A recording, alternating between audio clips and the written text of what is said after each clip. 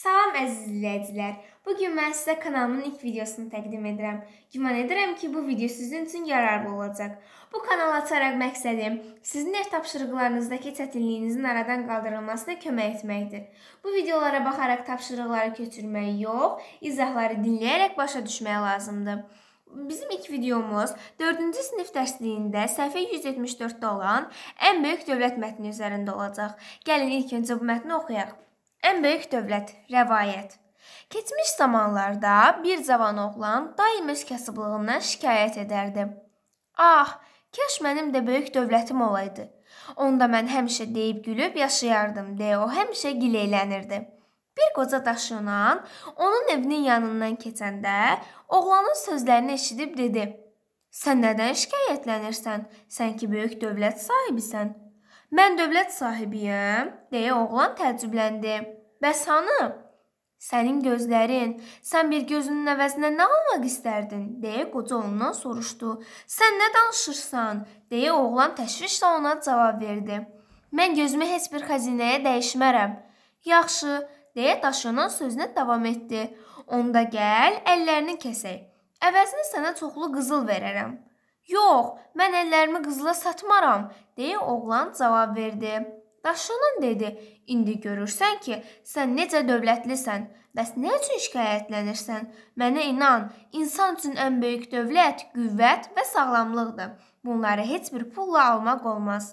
Qoca bunu deyib öz yolu ilə getdi.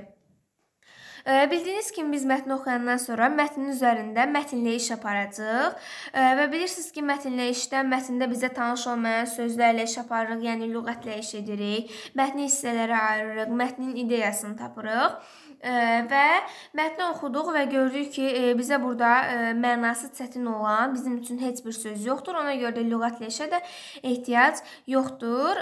Buna görə də gəlin indi biraz mətnin ideyası haqqında danışaq. Ümumiyyətlə, mətnlərdə ideyalar bir çox şəkildə göstərilə bilər. Bəzən mətndən ideyanı biz özümüz çıxartmalı oluruq. Yəni, mətnin ideyası sanki mətnin müxtəlif hissələrinə səpələnmiş olur. Onu biz özümüz çıxartmalıyıq. Amma bəzi mətnlərdə isə mətnin müəyyən hissəsində ideya artıq verilmiş olur. Bu mətndə də mətnin son cümlələrində ideya verilmişdir. Yenidən oranı təkrar oxuyaq. İndi görürsən ki, sən necə dövlətlisən. Bəs nə üçün şikayətlənirsən? Mənə inan, insan üçün ən böyük dövlət, qüvvət və sağlamlıqdır. Bunları heç bir pulla almaq olmaz. Qoca bunu deyib öz yolu ilə getdi. Yəni, mənə inan, insan üçün ən böyük dövlət, qüvvət və sağlamlıqdır. Bunları heç bir pulla almaq olmaz. Bunlar bu mətnin ideyasıdır. İndi isə gəlin səhifə 174-də olan tapşırıq 1-ə baxaq. İnsan üçün gözlərin, əllərin əhəmiyyəti nədədir? Yalnız gözlər və əllərlə dövlət almaq olar. Onlarla yanaşı nələr vacibdir? Bunu nəzərə alaraq dialoqu davam etdir. Əlbəttə ki, insan üçün gözlərin, əllərin əhəmiyyəti çox böyükdür. Yəni, təsəvvür edin ki, gözlərimiz yoxdur və biz dünyanın gözəlliklərindən, günəşin işığından məhrum olarıq. Yalnız gözlər və əllərlə dövlətli olmaq olar. Təbii ki, elə insanlar var ki, onlar sadəcə gözləri və əlləri ilə özlərini dövlətli hesab edirlər. Məsələn, onlar o insanlardır ki, onların ayaqları yoxdur, eşidə bilmirlər. Yəni, onlar özlərinə sanki bununla təsəlli tapırlar. Təbii ki, yalnız gözlərlə, əllərlə yanaşı insanların ayaqları da olmalıdır, insan eşidə də bilməlidir. Bunlar da vacibdir. Və burada tapşırığın bir hissəsində deyilir ki, bunu nəzərə alaraq dialoqu davam etdir. Dialoqu müxtəlif şəkillərdə dəyişmək olar. Yəni, bunu hər kəs öz zövqünə uyğun, öz düşüncəsinə uyğun müxtəlif cür davam etdirə bilər. Gəlin tapşırıq 2-yə baxaq. Səncə nə üçün mavi rəngli cümlənin sonunda həm sual, həm də nida işarəsi qoyulub? Gəlin mavi cümləni oxuyaq. Sən nə danışırsan?